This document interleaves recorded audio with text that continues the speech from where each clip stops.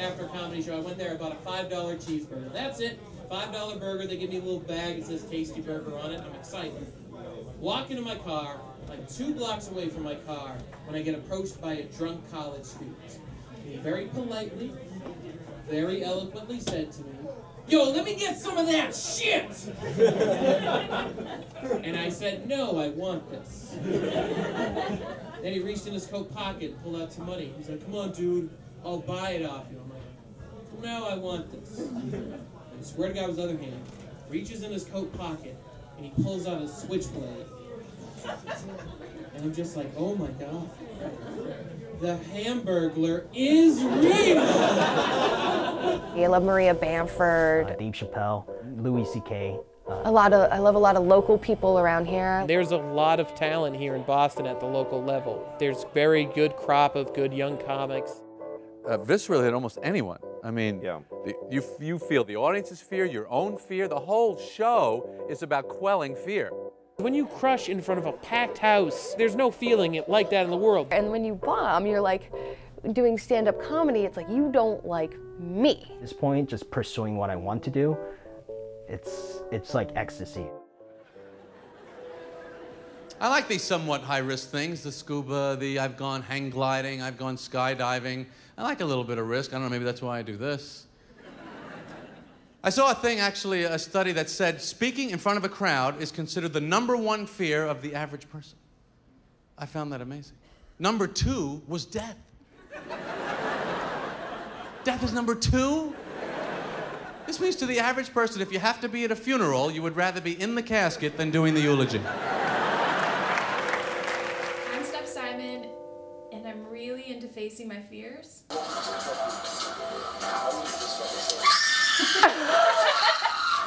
So over the next month, I'm going to talk to some comedians, and then I'm going to try stand up for the first time. My pain for your viewing pleasure.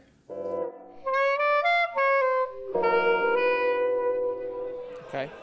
John Baglio, 23 years old, Waltham, Massachusetts. I tell people there was one kind of key moment where I was 19 years old, I had just dropped out of college, and I was working at a pizzeria Uno. And a very attractive coworker said I was funny like Louis C.K. And so I was like, wow, maybe I can do this. So it always was kind of in the back of my mind. But that girl saying I was as funny as Louis C.K. and also I wanted to impress her. So that kind of was the final push that got me to do it. My name is Phoebe Engel. I am 29 years old, and I am a stand-up comedian who manages a liquor store in downtown Boston. But I've been writing, I've been taking the subway a lot, and I've seen this ad. Let me know if you've seen it. It's been freaking me out. It's about this big, and it has a pregnant woman on it.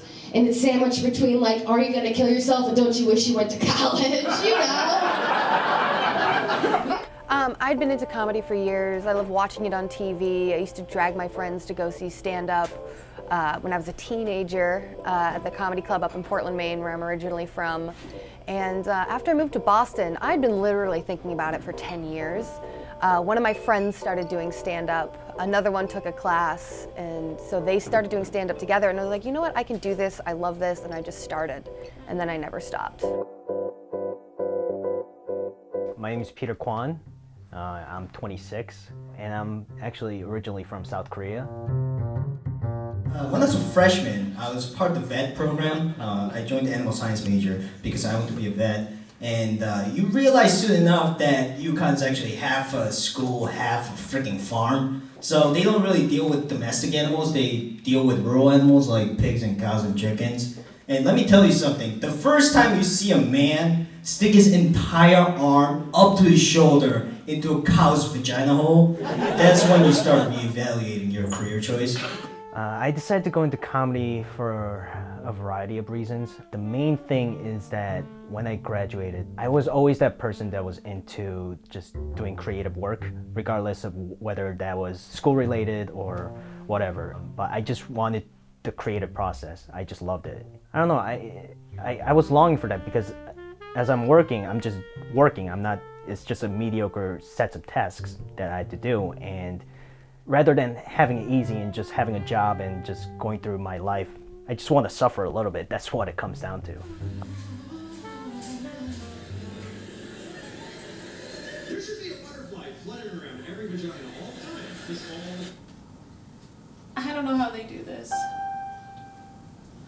Well, I think what's making it has changed over the years. I think it used to be you made it as a comedian when you got that Johnny Carson spot, when you were able to do the Tonight Show. That was really what making it is. But it's changed so much because people, it's just so subjective now what making it is. And like if I could make enough money doing comedy, that would be amazing. Basically, my dream is to be part of a writing staff or just a sketch group or any type of group where I have a collaborative process. If I'm just gonna work and like do some road stuff, do some clubs that give me a little money, that's good. Or just for fun. I love going to open mics and writing new jokes. So I'm just I wanna see where it takes me. Having fun while creating fun material. If you get recognition from that, then you feel so much better because you understand that you have this indirect connection with the audience. It's not just my friends that laugh at my jokes, it's everybody else also. I just want to go out there and try and have fun and try and do my best and develop more as a comic. I hope maybe in the next 8 to 10 years I can be more established. I'm living in New York, making my living mostly doing comedy. I have a day job. I manage a liquor store, guys. It's pretty cool. If you guys want to be comedians who manage a liquor store too, I can tell you want to. All you need to do is get a master's degree in social work. And then decide you need to be where the money is. Yeah,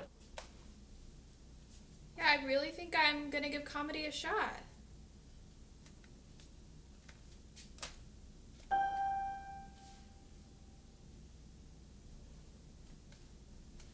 Mom, that wasn't the reaction I was really hoping for.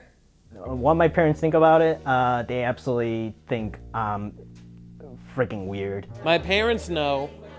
One of my father's more proud of me than my mother is. Well, my dad's not really around all that much, so if I told him that, he'd probably think it was really interesting. I do tell him, I'm like, hey, I do this. But my mom loves it and hates it at the same time. I think she thinks it takes up too much of my time when I should be moving further in my career towards my goals. I called him in the morning after my overnight shift and I'm just like, Mom, I just can't do this anymore. I can't do it. And my mom's like, what are you talking about? I've been away for like a month. And this is the decision that you make, and they were just bombarding me, just grilling me. I think a lot of my sense of humor comes from both my parents, but I think my dad more especially, because I think it's something he always wanted to do. And so I think he's happy that I'm pursuing it at least and being smart about it. And then a day later they called and, you know, they were more lenient, but they still don't get it. They call me the anomaly of the group, so. I think it's tough. My sister has a very good job. She works for the Red Sox. So my mom always brags about her and her, like, oh, Jen, this is a photo of Jen with Jacoby Ellsbury and like all this stuff.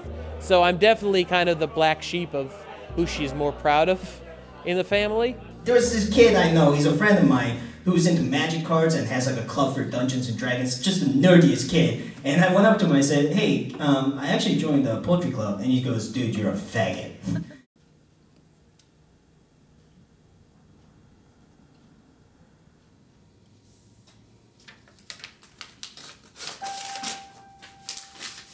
Well, working and doing comedy, the struggle is writing is a big thing because during the day before your show, when you want to do most of your writing, you're working.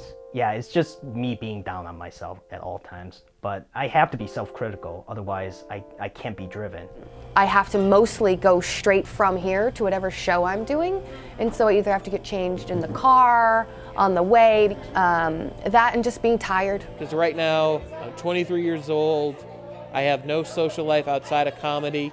All my friends are comics. All my friends from high school, in college, I don't see anymore. I don't see them. Dating is rough.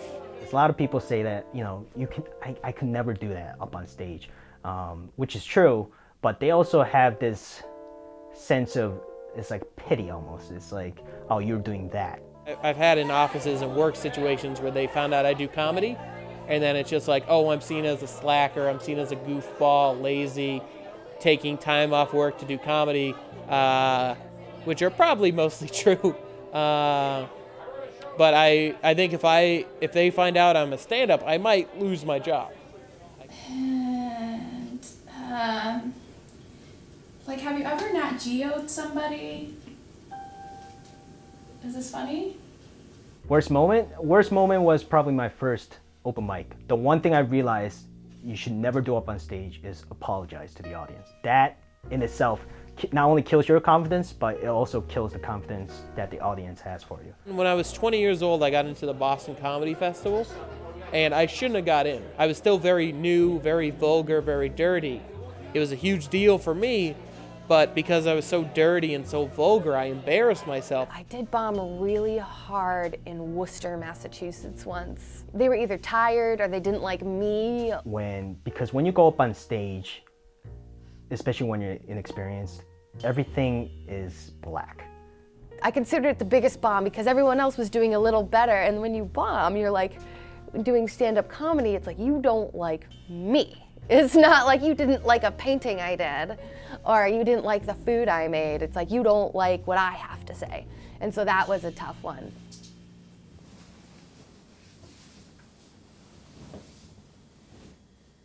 So it's the night before I perform. I'm so nervous. Tomorrow all my dreams could die. We'll see. Yeah, I would say that hard work does get you everywhere. A job's a job. It's definitely difficult for everyone. It's just like stand-up comedy saved my life in a way. Like, I'm very happy that I found this and I'm able to do this kind of successfully. My last words are, I'm gonna have to live with myself after this moment, and I think that's why it's so scary.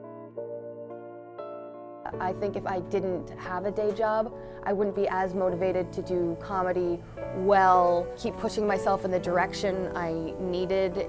But I want a job where I can be as creative as possible, and I just encourage people out there, you know, really like follow your dreams. Like, it sounds so stereotypical and cliche. But I made a lot of mistakes in my life before I became a comic, and they've all led to me becoming a comic. I've put a lot of time and effort into it, and I hope the end game is I made you laugh. Ladies and gentlemen, please welcome to the stage, Steph Simon. I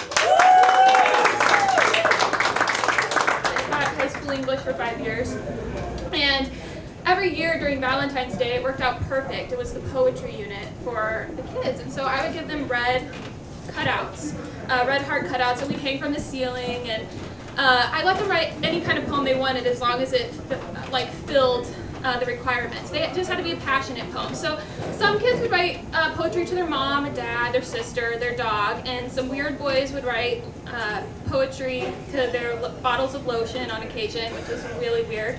But last year I got one that really, I swear to God, I did not know what it meant, but it was to me, and it read, Miss Simon, do you want the D? Miss Simon, the D will set you free.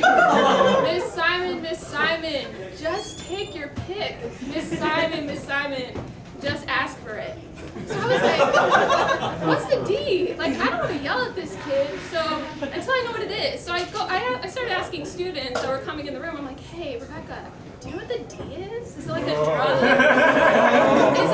Is it like a new thing you guys are talking about? And is it like a term for Adderall that I didn't know? And she's like, no.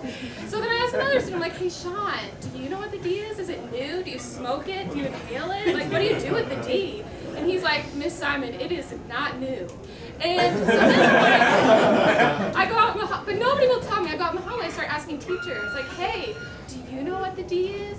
And the guy across the hall is like, kids these days, who knows what the D is? I asked the teacher next door to me, she's a slightly younger, a little more hip, and so I was like, hey, have your kids been talking about the D? Do you think people like our age might buy the D? Like, is it cool? And she's like, I have no idea. And I hear chuckling back in my classroom, and one of my students, he's like, Miss Simon, get in here, you're embarrassing yourself. He's asking you if you want the dick. And I was like, oh. So unfortunately, this isn't the first time I've been sexually harassed at work. So I did it. I faced public speaking and potential rejection. It was terrifying and exhilarating. I once heard Richard Pryor say, "I know that if I wasn't scared, something's wrong, because the thrill is what's scary." And the thrill is what I think comedians are drawn to.